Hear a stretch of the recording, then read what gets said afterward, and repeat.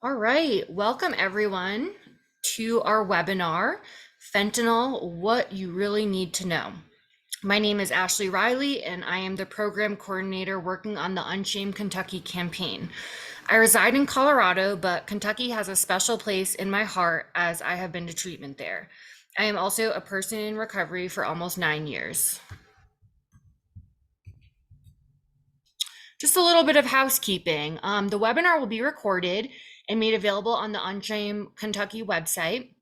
All attendees will be muted. Please use the Q&A panel at the bottom of your screen to ask questions. The chat is also available for general commentary, but will not be moderated as closely. The interpreter will remain spotlighted throughout the webinar. To adjust your view and see all speakers, panelists, click view in the top right corner of your screen and then select speaker or gallery. Users can also select side-by-side view. Agenda. All right, so we did the welcome and the housekeeping, and then we're going to go a little bit into our Unchained Kentucky campaign, and then we'll get going with an excellent panel discussion. We'll end with about 15, 20 minutes of a Q&A where you can type your questions into the chat below, and then we will close. So Unchained Kentucky webinar series is a partnership with the Kentucky Opioid Response Effort and Shatterproof. I want to give a special thanks to Kelly Sanchez from ASL Interpreting Services in Louisville, Kentucky, and Chuck Larson and Lisa Colson from Game Day Captions for our closed captioning services today. I'll be providing a brief overview of the Unchained Kentucky campaign, what our approach is, and then we will move along into our presentation for today. Unchained Kentucky is an evidence-based behavior change intervention aimed to reduce the addiction-related stigma held by Kentuckians.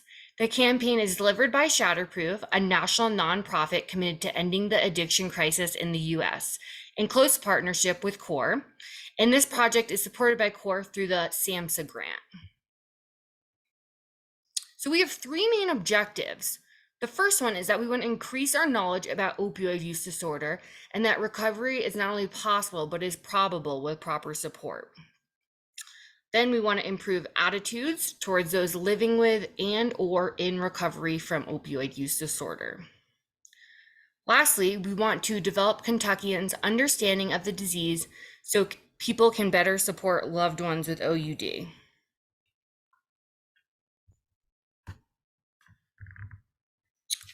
So a lot of people have questions about what evidence-based means, and we have a three-pillar approach, which you'll see here. On the left, we first have community connection, which is super important. We partner with community-based organizations across the state. We'll conduct needs assessments. This will let us know the areas we need to address. We also have a community impact committee made of people who reside in the state. They help give insight, keep a pulse on the campaign, look at the areas we are hitting, where we can improve, and how everything is being received in the state. Next, we have story sharing, and this is really important to put a face to the disease. We collect stories from people in recovery, people who have friends or family in active addiction, recovery, or maybe someone they have lost to the disease. And lastly, treatment providers or people who work in the field who serve this population. These stories create a much better connection between those affected and the general public, increasing empathy and understanding.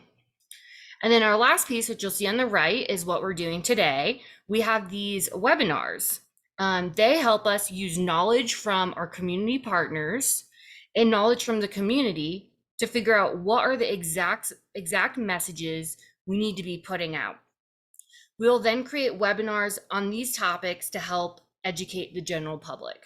So this is just a brief overview. If you have any questions, you can find more info on our website, which is unshameky.org, or you can reach out to me directly at ariley@shatterproof.org. Now we're moving on to our presentation called Fentanyl, What You Really Need to Know. So thank you for joining us in our September 2023 UNSHAME Kentucky webinar. Today, we will be exploring the impact of fentanyl in our communities. Our three panelists with various perspectives will share from both lived and professional experiences interacting with the potent and lethal drug fentanyl. Participants will take a journey through a brief history of opioid use disorder and the introduction of fentanyl into our drug supply. Panelists will answer questions to get the facts straight and debunk myths about fentanyl. Lastly, each participant will be able to identify resources and tools to take back to their communities to ensure each person's safety. The learning objectives for this webinar include identifying fentanyl and all of its components, addressing and debunking the many myths about fentanyl, and lastly, providing resources, including tools to empower community safety. So now I'm going to introduce our moderator. This is Jody McIntosh.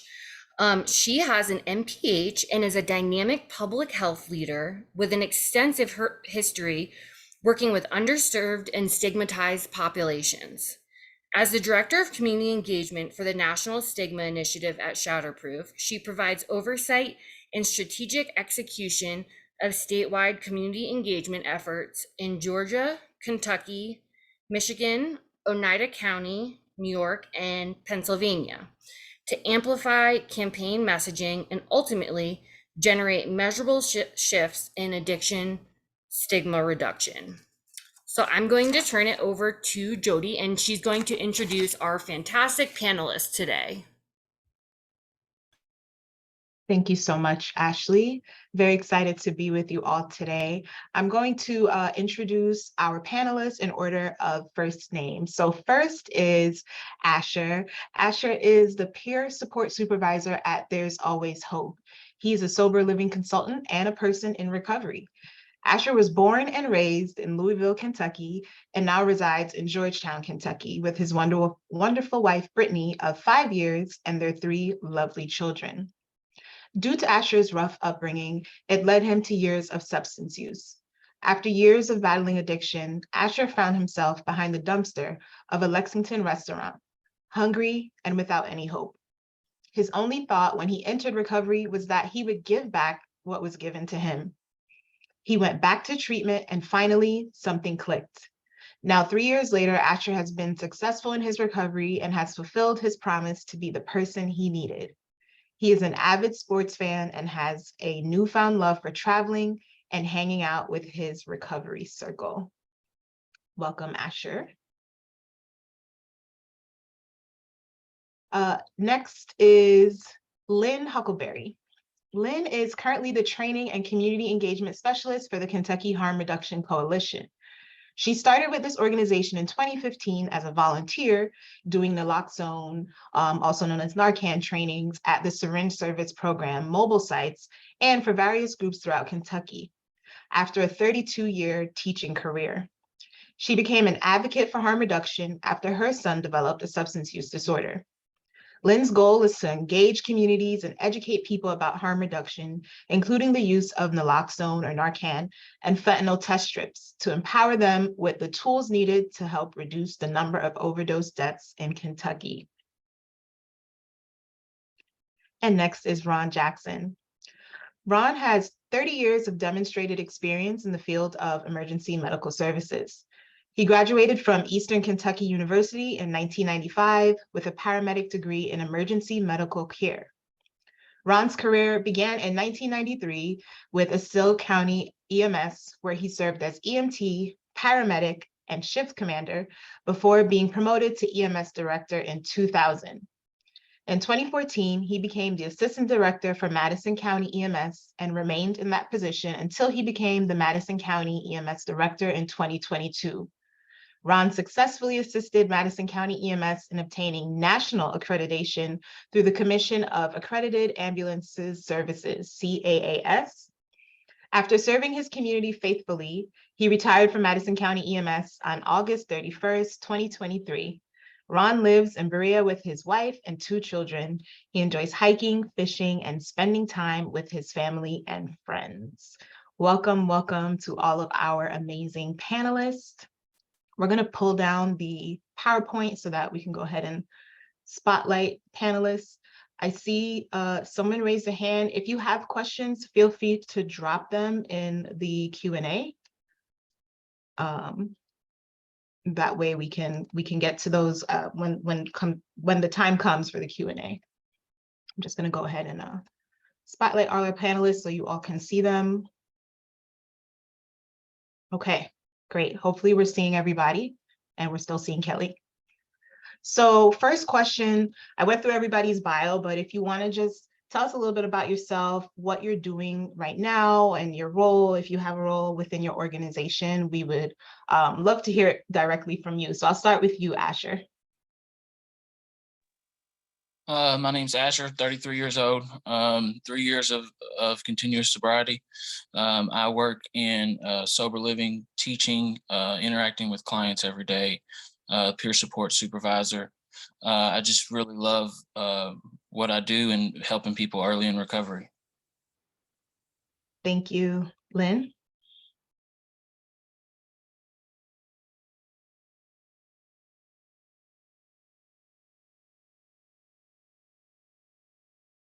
Sorry, forgot to unmute. No worries.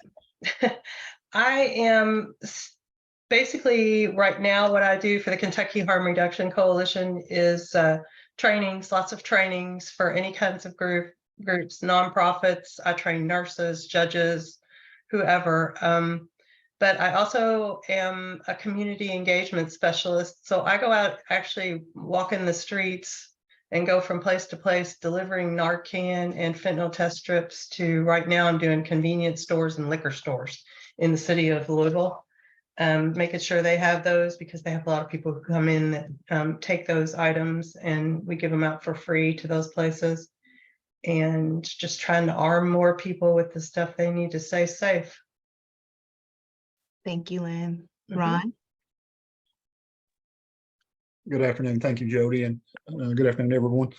I'm Ron Jackson. I'm a retired paramedic from Madison County EMS, and I kind of got started several years ago. I was asked to do be a panelist at Berea College for the stigma surrounding opioid use, and I had a young lady that was in recovery who spoke about her journey, and really eye-opening, and really I was just it was just heartfelt, and it really wanted me to get involved more than just going out taking care of patients and putting a face to the disease. And so I've asked to come back, and I feel like I'm just so blessed to be here, and I appreciate it. Thank you, Jody.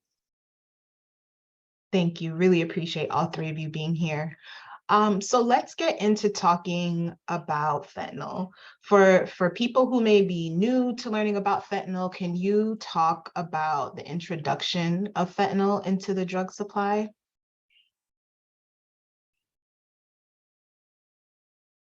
Asher, if you'd like to take that one, I know you have some statistics. Well, whether it's accidental or intentional, from talking with police officers and EMS here in Lexington and surrounding areas, it's been brought to my attention that it's been introduced into most of the drug supply. So the people who are using have substance use disorder don't know exactly what they're getting into, whether it be marijuana, cocaine. Those drug supplies are also containing fentanyl. Thank you. And I believe you had shared a statistic of about 75 to 80%. It's in 75 to 80% of the drug supply. Yes, that's what I was told, and it was a rough estimate. It's not like I don't have any legitimate source for that, but that's what the EMS and police officers have agreed upon and told me not too long ago. Mm-hmm. Thank you. Ron, I'm going to pass this question to you. What are the signs of like fentanyl overdose, fentanyl use that you've seen in your experience? Yeah, so what we normally see is, this is what really impacted me, is the impact of the drug, is that we found a lot of folks who overdosed on fentanyl or opioid. We would find them in, at the gas pumps, or they may be at a convenience store, or in a parking lot.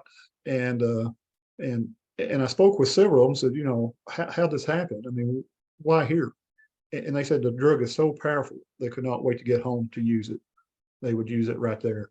And what we would see is, is most of that is affects the respiratory. So they would slow the breathing down where they would pass out. And that's how we normally would find a lot of those who had overdose on an opioid drug.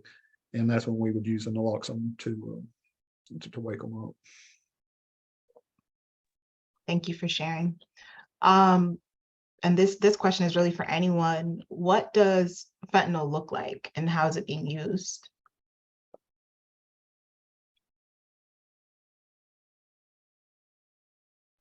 From my experience, it looks like any other white powder substance. There's not any real distinguishing factors. So it could look like a number of different things. And in my past, I was an IV drug user. So I was using it IV. It also shows up in pill form. We have people going on Amazon, getting pill presses and making counterfeit pills with it. It used to be it was mixed in some with pills, but now most of the counterfeit pills out there are straight up fentanyl. That's all they are, 100% fentanyl. It's being sprayed or accidentally mixed in with weed. You can't tell if it's in cocaine because it's the same color as cocaine, heroin. I mean, you just don't know because it's that white powdery substance that dealers are buying because it's so inexpensive to buy compared to the actual drugs. When they mix it in there, you can't tell the difference. Thank you for that. So while we're talking about what it looks like and what the overdoses are, we know that there are a lot of myths and misinformation out there about fentanyl. One is, can somebody overdose, or can somebody be affected by touching fentanyl? And why or why not? And Ron, I'll pass that over to you. Sure, thank you. That's one thing I'm passionate about, is that this has got out on social media, and we've seen several of the videos of someone touching a dollar bill that had some kind of substance on it, and they automatically overdosed right then, or they was in there touched their clothes. That is just totally false, and we need to debunk those myths. And because what's happening is now that we got citizens who do not want to help someone who's overdosed. They don't want to be around them. They're afraid that if they walk in a room where there's that heroin, that they'll automatically overdose, and that's just not true. If you think about what we look at as a pain patch, that is dermal, that absorbs through the skin. That took many years to get that research and development where that medication can go through the skin into the bloodstream. So just being in there and touching the heroin is not going to absorb through the skin where you pass out and overdose. I'm sure you, after 30 years, we've been in touch with a lot of patients who's had it on it. Not once have we had an effect from that. Now, I'm not going to say that if it wasn't dusted up in the air, if you snorted it, or if you breathed it heavily, it'd take a lot that it could affect you. But just being in there touching it, that's not how that works. Thank you for providing that clarity. Can you describe the difference between street fentanyl versus prescribed fentanyl?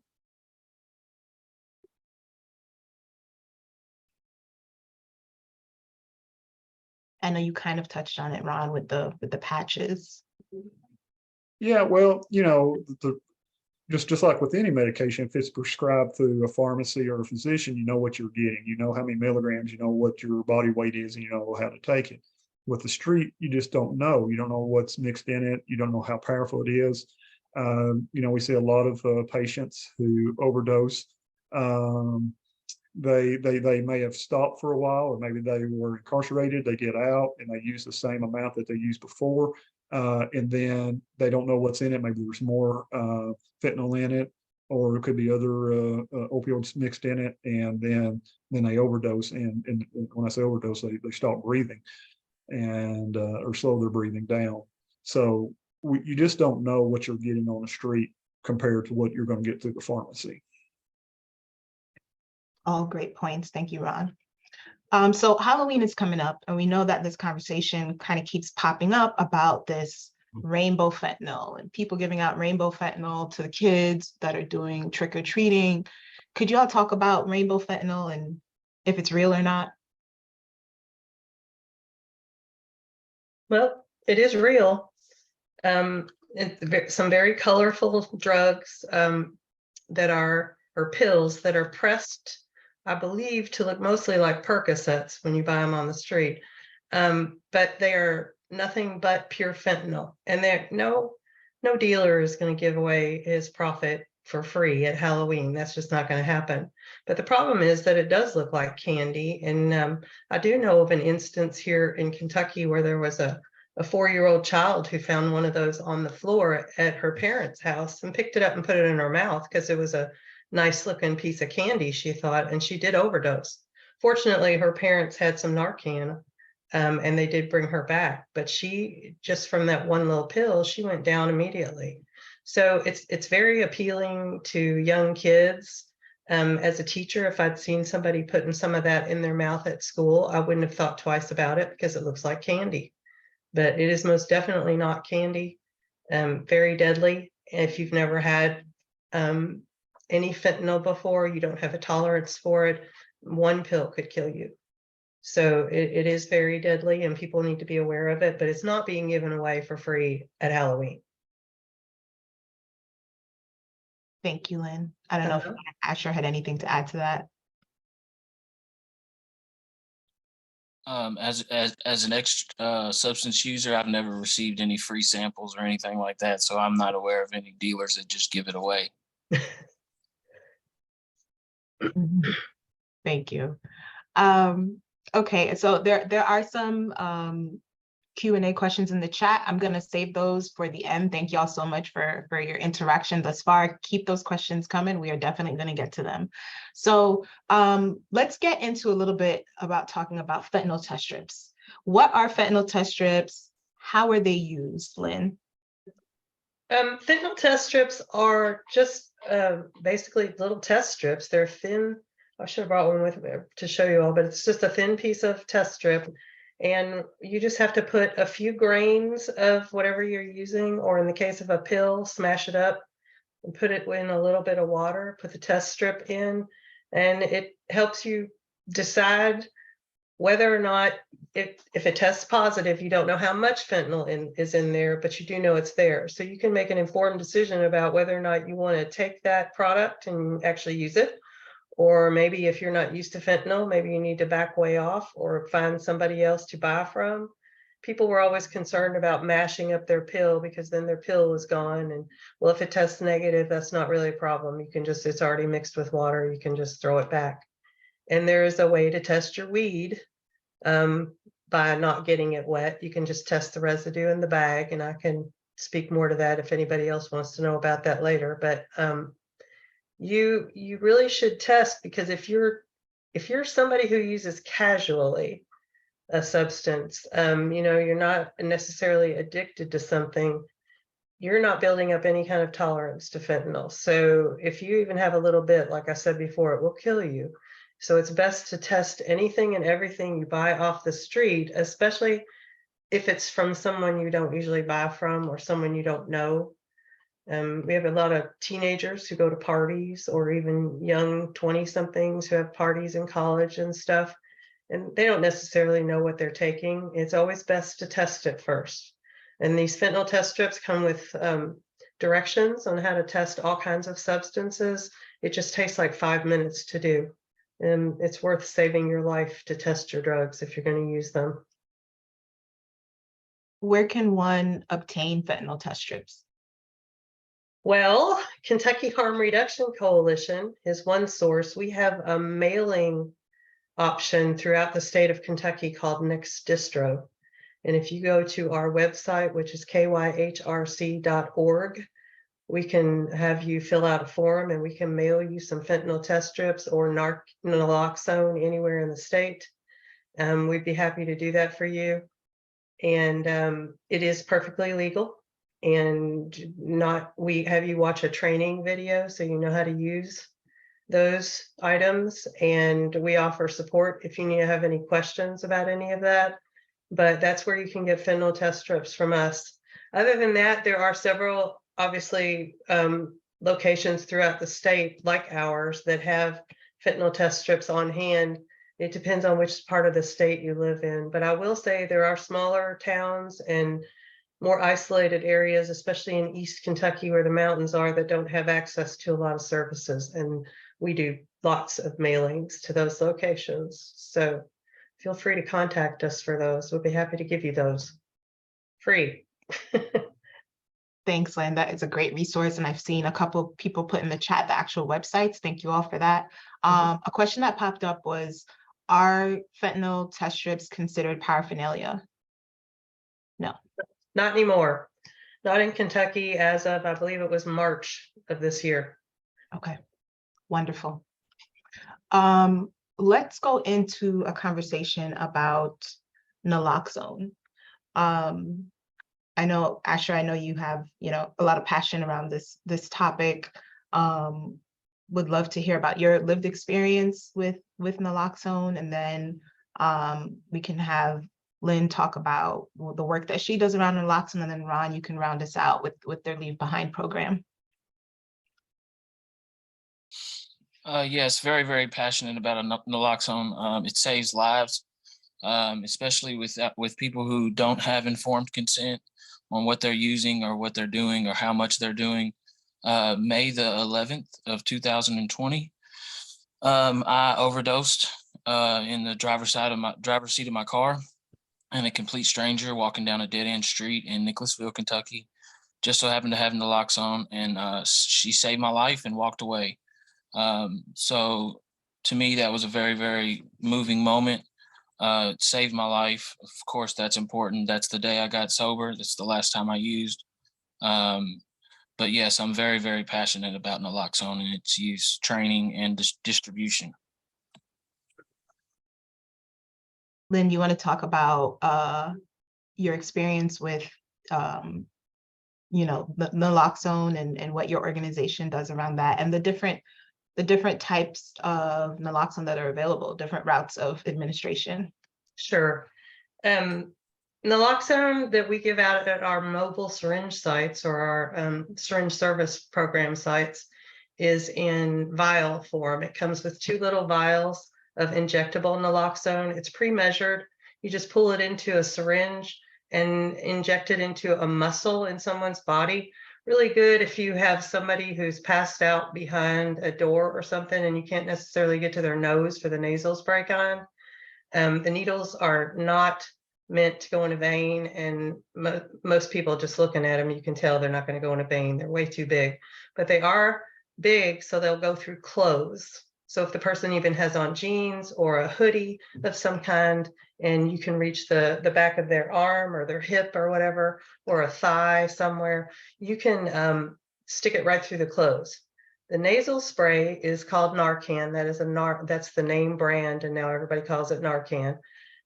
Is of course the exact same milligrams. It's 4 milligrams. You get 2 doses with that too, and you just spray that up their nose. They've come out with some newer forms of naloxone. One is called Zimhigh. It's an EpiPen type thing, and it has 5 milligrams of naloxone in it. And then there's another one that I don't even know if I can say right. Clanaxa or I've forgotten what it's called. It starts with a K, but it is actually twice the doses. It's 8 milligrams, and you get 2 of those. But those 2, the last 2 that I mentioned, are very cost prohibitive. They're well over $150 a piece, and we don't even have access to those right now. So most of what you see out there is the nasal spray because people are kind of leery of the syringes, but the syringes work well too. I mean, the injectable Narcan is no different from the stuff you spray up somebody's nose. So feel free to use those the same way. It's not going to affect anybody any differently. And like I said, all you're looking for is a muscle to put it in. You don't have to worry about a vein or anything. And before I pass it to Ron, Lynn, could you share about the different places naloxone is available? Sure. Like I said, you can order that from us for through the Next Distro thing. Again, same website, but you can now get Narcan over the counter. So I don't know if it's out there in pharmacies yet. I haven't actually walked into a pharmacy lately to check, but it was supposed to have gone over the counter, I believe, at the end of August. I think it ranges about $47, $48. And I feel like there's still going to be a lot of people that will not want to buy it because it is expensive for them, or people in small towns who don't necessarily want to go into a pharmacy and show their neighbors that they're getting some Narcan for whatever reason. That whole stigma thing still, I don't know, but there are pretty much any place you have services for drug rehabs are stocked with Narcan, or they try to keep it on hand. I know we're one of the main agencies that a lot of larger agencies in Kentucky get it from. So if you want to contact us and we are not the people to get it from for wherever you're located, we can certainly point you in the right direction. Thank you so much, Lynn. Uh-huh. Ron, would you like to talk about the work that you've done in the past on the Leave Behind program? Sure. So several years ago, we decided that this wasn't popular. So let me start that with the community because there was a lot of stigma behind it. But we started a Leave Behind program where we would leave Narcan with the patient or the patient's family if they would not go with us to the hospital. And a lot of times when we go on an overdose, we would wake them up, and once they got awake, they did not want to go to the hospital.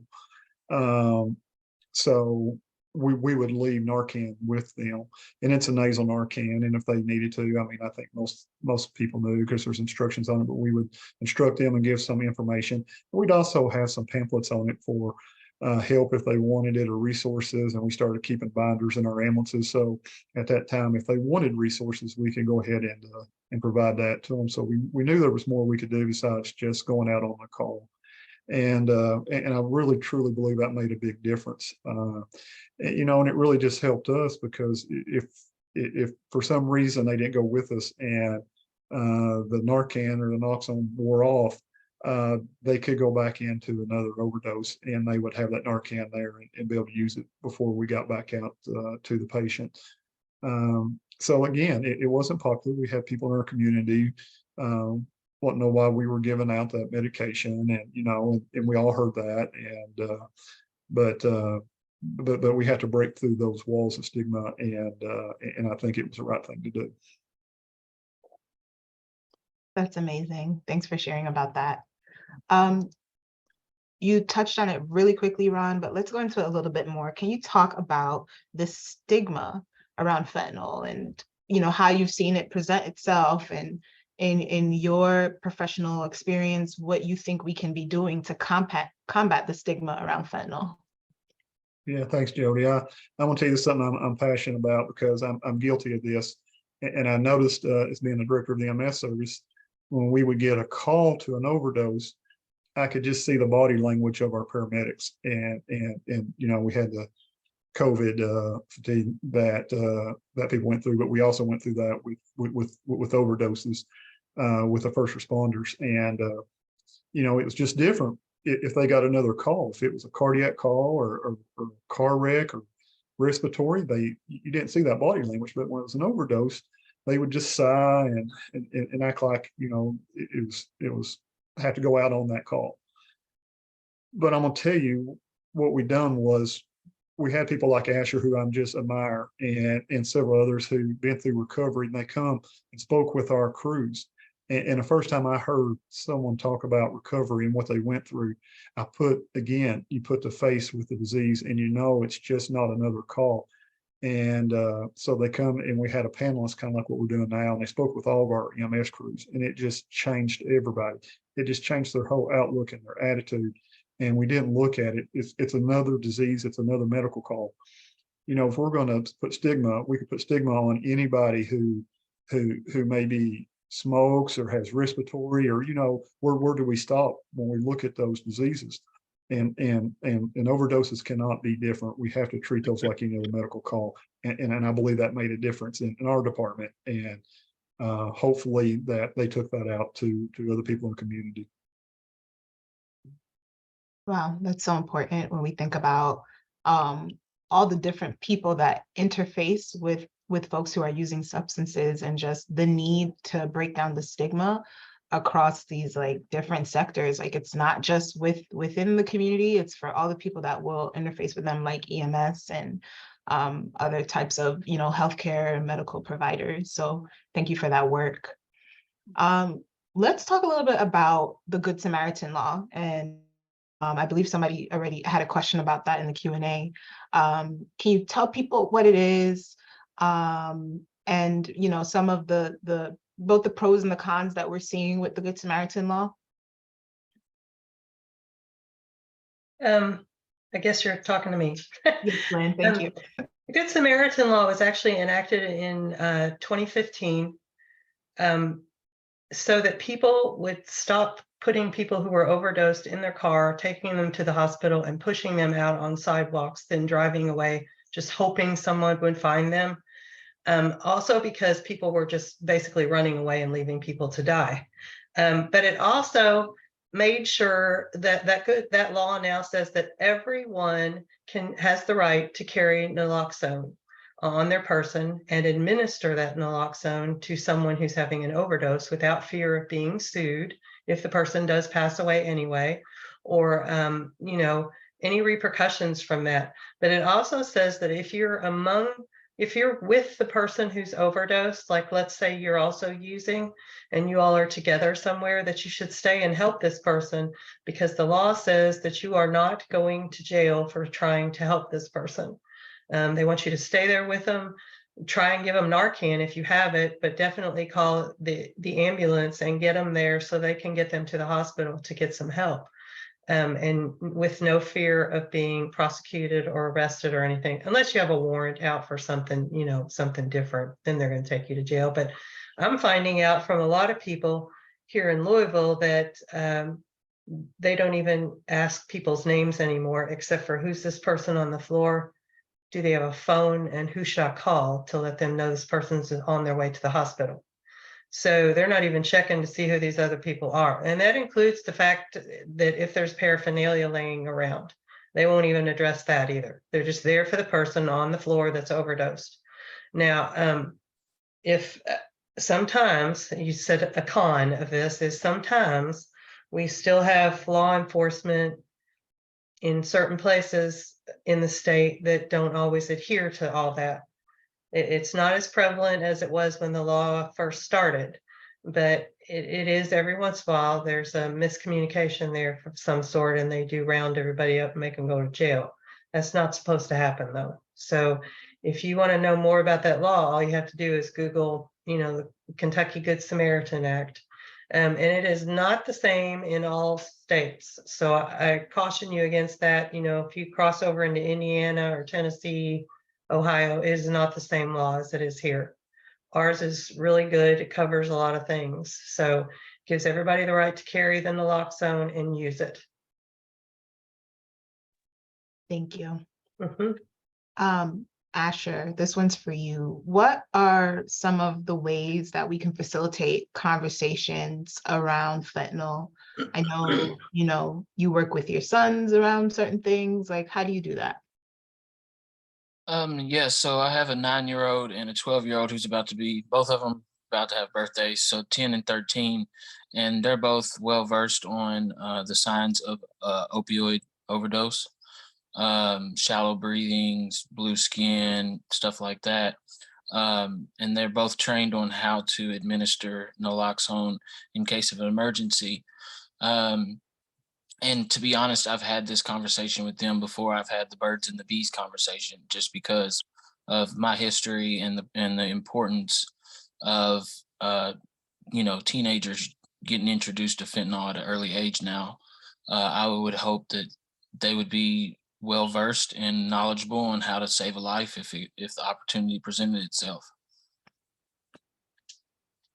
That's amazing. Lynn, you want to talk about how you talk about fentanyl with transition age youth or youth in general? Yes, we had the opportunity, or I had the opportunity to train an entire senior class of kids at Collegiate here in Louisville, which is a private school. And we usually come at it from the point of view that these kids, these seniors in particular, most of them were headed to college. They're going to encounter parties and substances that they may not have seen before.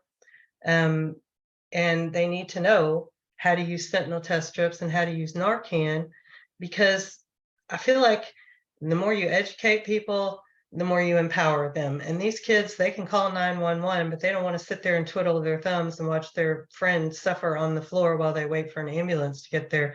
This gives them something they can be part of and do, and actually take an active role in helping bring their friends back from an overdose. And most of them, they were so grateful to have it. A lot of them have actually seen an overdose by now, unfortunately. Some of their friends or their parents or someone in their family. When I ask them, that's something I always ask, and they don't always raise their hands, but a lot of them do, because they want to know that they've experienced it and they did not enjoy it, that's for sure. So I feel like the more kids, I think it's great what Asher's done. The more kids we can empower with that, because it's very easy. I think the better off we'll all be, especially in this day and age when we have a lot of parents who are using drugs and their children maybe are not, but they're there in the house with them. So I think that needs to be part of their education. That's a need to know information for them in that house. Absolutely. One more question before I go to the Q&As. I know this is something that came up, xylazine. You know, this is about fentanyl, but we know that there are other emerging trends, and we know xylazine is present in the drug supply. What does that look like? How are we combating that? What do we do with this issue of the xylazine? Is that me? You want me to answer that? Sure, you can start, and if Ron or Asher want to jump in after, that's fine. Okay, xylazine is also called Tranq. It is an animal tranquilizer, and basically, you know, they use it to sedate animals and then do whatever they need to do, and the animals come out of it just fine. Unfortunately, it doesn't work the same on people. They're finding that when people are using xylazine, and this is completely unknown to people, it's being mixed in the drug supply with fentanyl. What happens is if they snort the drug or inject it, doesn't matter. Eventually they're developing sores on their bodies, and these sores are actually becoming flesh eating, to the point where they're getting to the bones, and people are having to have limbs amputated because of it. I know up in the northeastern part of the country, especially Philadelphia, like 90% of their drug supply is full of xylazine right now. And so many people are having limbs amputated. We don't have any test strips for that currently. They're on back order. We're supposed to be getting them sometime in October. I'm hoping that is actually true. This xylazine stuff is not an opioid though. So Narcan, naloxone will not work on that. But since it's mixed with other opioids, you should still administer the naloxone if you find somebody who's overdosing, no matter what. And you can't hurt anybody with naloxone. If you accidentally give it to somebody who's not overdosing, you won't do anything to them. So we're recommending people just go on and give it to them. And then do rescue breathing for them until you can get an ambulance there. Doctors don't even really have a way to stop this from eating away at the flesh yet. All they're doing is treating the symptoms right now. If you want to know more about it, there's all kinds of stuff on YouTube and Google that you can look at to bring you up to date on that. It's very dangerous, very deadly. Thank you, Lynn. I don't know if Ron or Asher have anything they'd like to add to that before we go into Q&A. Okay. Yeah, I don't think that we've seen really anything in Madison County that I'm aware of. I speak with the Madison County coroner's office often and ask them if they see it in the toxicology screens they send out, and I believe they said so far they have not. I'm not sure how that shows up in a top screen, or if it comes up that or something else, but I believe mostly we've just seen the fentanyl.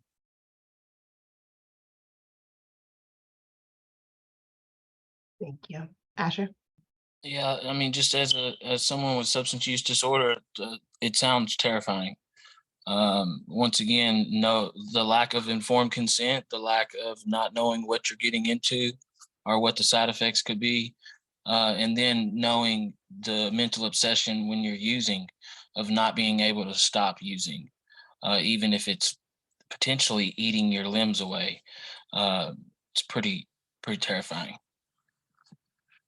Yeah, absolutely. So I'm going to go to some of the questions that popped up in the Q&A.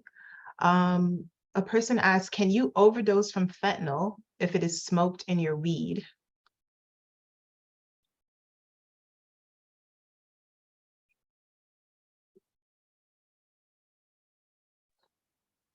Yes, smoking is probably one of the most effective ways of administering it. And I do know, I have heard stories of young teenagers and people unknowingly smoking fentanyl-laced marijuana and unfortunately passing away. Wow. Another one, and I guess this is geared towards you, Asher, is how can I sit my preteen nephews and open up a conversation on this much needed subject? Well, I'm a firm believer that that everyone is affected by substance use disorder. And honesty is always the best policy. Just being straightforward, especially if they've been directly affected by substance use disorder or opioid overdoses. Just literally sit them down and be blunt and straightforward with it, and let them know that this could literally save a life. Asher, a follow-up question to that. What are the resources that you reference when you're talking to your sons? Like, are there specific websites or pamphlets or things that you're using? So I've actually been trained to administer Narcan. So I trained them myself. Now I'm not a Narcan trainer, like I'm not certified for that, but I feel like just enough, I know enough of administering it to be able to convey it to them and let them know how to administer it. And they know to dial 911 and stuff like that. Thank you. Lynn, I saw you come off mute. Did you have something to add to the conversation about how to talk to preteens? No, I think I just accidentally hit that button. Sorry. Okay, no worries. And so along the lines of the previous question, what about the young adults, college kids, teens, youth that are under the belief that weed is not harmful and quote unquote helps them? So they pretty much treat weed as no big deal these days. Comments like, it's safe because of who we get it from. Well, we get it from a dispensary, or we get it from a dispensary. Are dispensaries completely safe? Well, dispensaries are a different thing. Dispensaries, I mean, they're not going to put fentanyl on anything. The problem is when you don't buy it from a dispensary. So that's about all I can say to that, because otherwise it's personal opinion. Because right. Or there's also people who are presenting the marijuana product as coming from a dispensary and it actually not being True. from a dispensary, just in the similar packaging.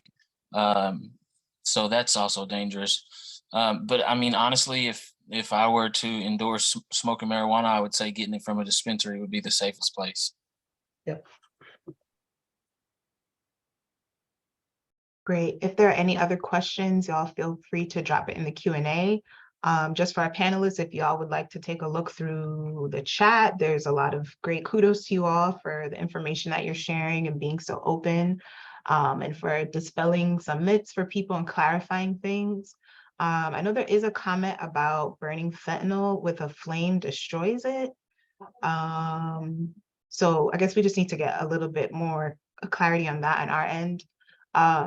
But if there are any other questions, feel free to drop them in the Q&A. In the meantime, I'll open it up to the panelists if there's any like last words that you want to leave folks with before we hand it back over to Ashley. Dude, I just want to say I've read several of the comments, and I appreciate the listeners' comment, because I'm definitely not an expert, so I'm learning some things also as they come through. Again, it was an honor to be here, and I'm always amazed by the ones who give testimony on their recovery. I've never been through that, so I can't pretend to even know what they've been through, but it's certainly just heart-wrenching, some of the stories and the battle they went through. So I always admire them to come out and tell their story. Asher, I appreciate that. Thank you, sir.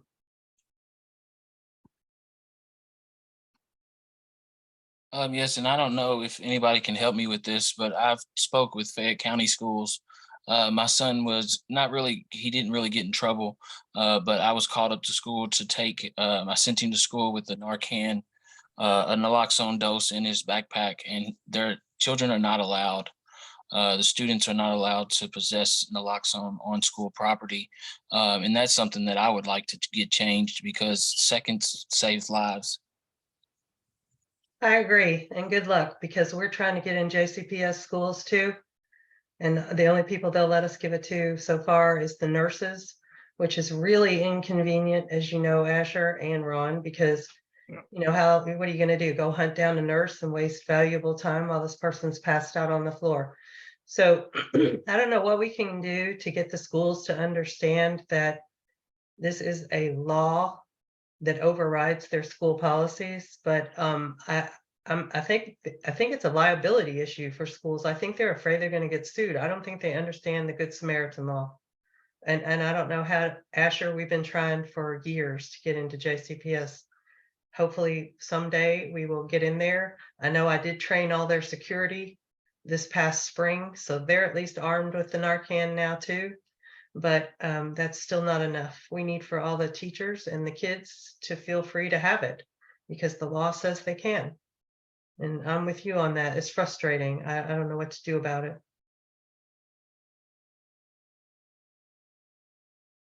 Well, I want to reiterate many, many thanks and gratitude to Asher, Lynn, and Ron for joining us today. It was amazing to hear from all of your perspectives and your experience on your work with fentanyl. And a question just popped in the chat. Is there an age limit to obtaining fentanyl test strips? Lynn, you might know that. You know what? I don't. I know that if somebody comes to our syringe service sites, we have no age limits. I don't know if that applies to mailing them. I don't think so. And I'm not sure. I would have to check on that. I don't think there is, but Okay. I would definitely say that I'm not sure. Okay. So that's something that we can follow up with Jenny. Yeah. Wonderful. Thank you all so much for joining. Thank you again to Asher, Lynn, and Ron. We appreciate you all. I'm going to pass it back over to Ashley, who is going to close us out.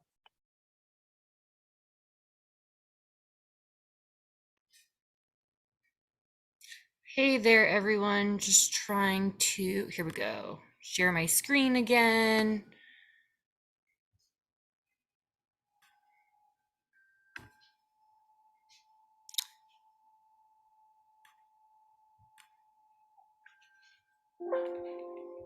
All right, sorry, scrolling to the bottom here. Oh, all right. So thank you so much, all of our panelists. That was fantastic, and I'm always learning more information. Every single day in this job, I learn more, and so all of you contributed to that today. Please feel free, if you're on this webinar, to email me at any time at ariley@shatterproof.org. You can find that right here. I can send along the story sharing if you want to share your story. If you want to become a community partner with us, just email me. I'll send over the links so that you can sign up. And anytime if you want to meet and have more questions about our campaign, I would be happy to meet with you. But that is the ending of our webinar, and just stay tuned for our next one next month. So thank you to our panelists.